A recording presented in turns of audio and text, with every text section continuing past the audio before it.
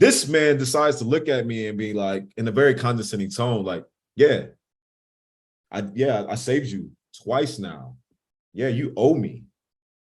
Like, bro, I'm with Love Island. I was with somebody you wasn't even targeting. Like, I don't owe you anything. But the fact that you think I'm dumb enough to think that you literally saved me, like you saved me, like that's the entitlement you feel right now.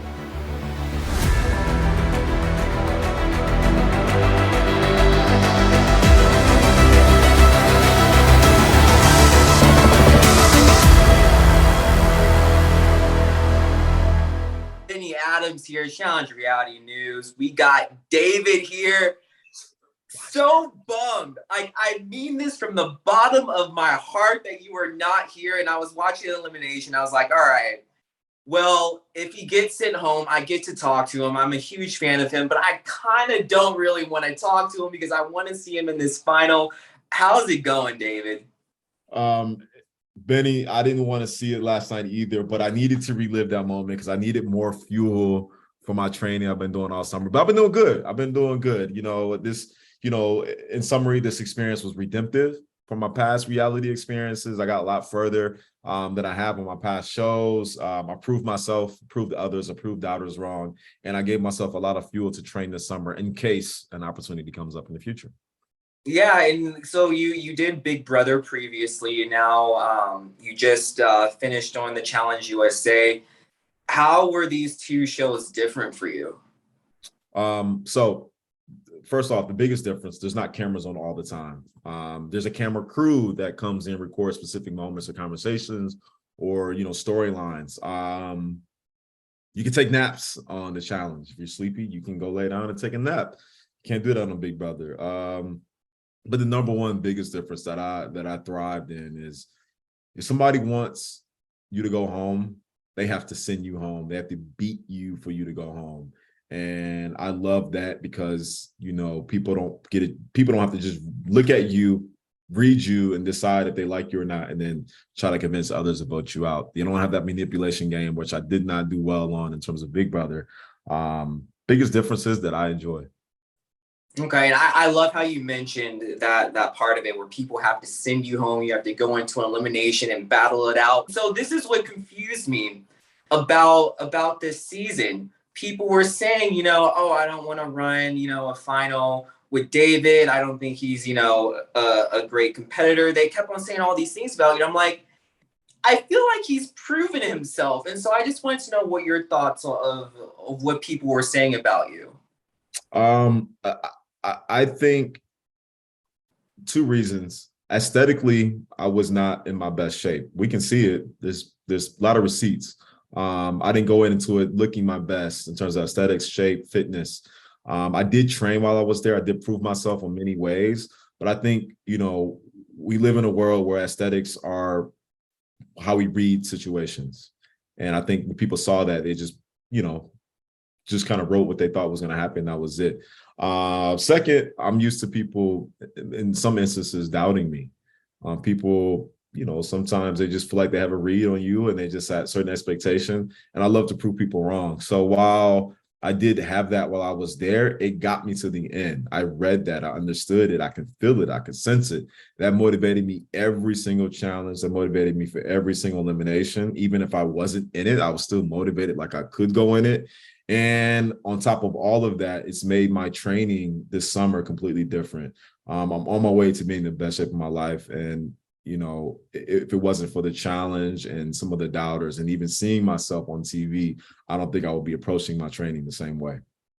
Love to hear it, man. I love to hear that. And so during deliberation, you're going into elimination. You want to go against Tyson, which I loved. I wanted to see that. I wanted to see Tyson go in. I wanted to see how, he could handle an elimination. But Angela, she has something else up her sleeves. Did you know she had this whole alliance with the Survivor guys?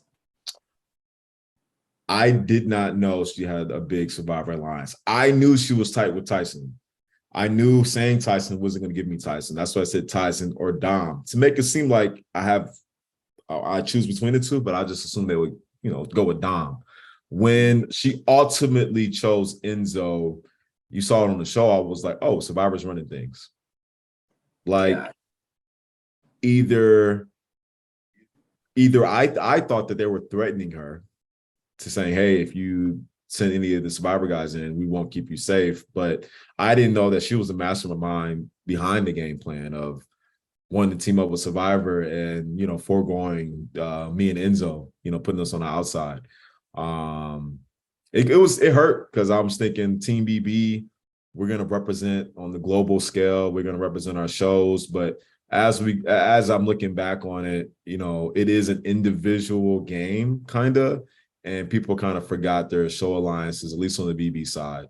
And the coolest thing I did see was that Survivor, despite their differences, Tyson, Sarah, Ben, they had major differences, right? Like fighting words differences. Guess what? They were able to kind of settle those differences when it mattered the most to get each other to the chance to win the game. And I think BB, Big Brother, we failed to do that. We held grudges and, didn't trust each other and kind of, flailed as we saw. Well, yeah, and I realized that. And during like the beginning episodes of the challenge, it seemed like each show had their own alliance. But then as the episodes went on, it seemed like those alliances were breaking up, and Big Brother was one of the first.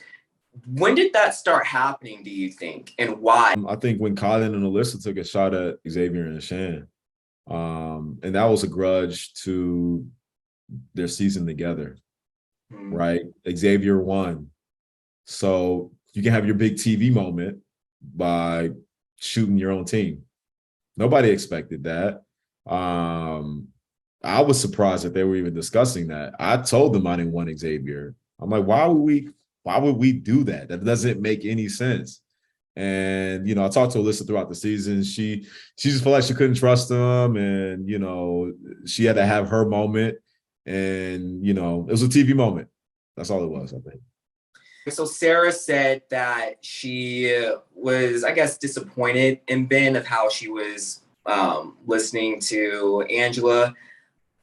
Do you agree with her? Do you think that was a smart move for Ben to still go with the alliance? Because if you think about it, the show is the show is almost over. Like the guys are good; they're going to the final, so you just have the girls to worry about. So, do you think it was a good move for Ben? No, because it wasn't the move he wanted to do. Like he literally just kind of like, all right, well, this is what Angela wants. I'm going to send in my friend.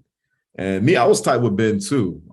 Me and Ben had a good camaraderie between me, him, and Enzo. I know him and Enzo were really tight, but between the three of us, we got along very well. And so it was just, it sucked because Tyson did this, and then mind you, it couldn't have been Tyson that Ben sent in, but just the idea that he didn't agree with the move, and he just got manipulated or convinced to do it. It just sucked. Yeah. And so last question, you did the challenge USA. I think you killed it, man. I know a lot of people were rooting for you. Are you gonna, if you get the call, are you gonna come back for a season 2? Yeah. Or would you go back to the main? Would you go to the main challenge? My preference would be to do it with these newer individuals, right? That's my preference. I think there's a certain rhythm that people get when they've done it over and over again. You understand the production, the schedule, facing your fears, you get better at it. You're and I think those are the advantages that other individuals get on the main show.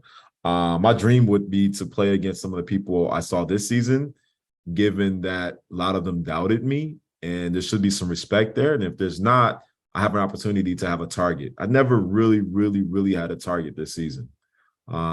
Somebody besides proving myself, I had to go after. And I'm good at chasing goals. I'm good at chasing individuals to better myself. And so if I got a chance to do this again, I would love to play with some of the same people. Just to sweet revenge. If you could pick one target, who would it be? Just one target.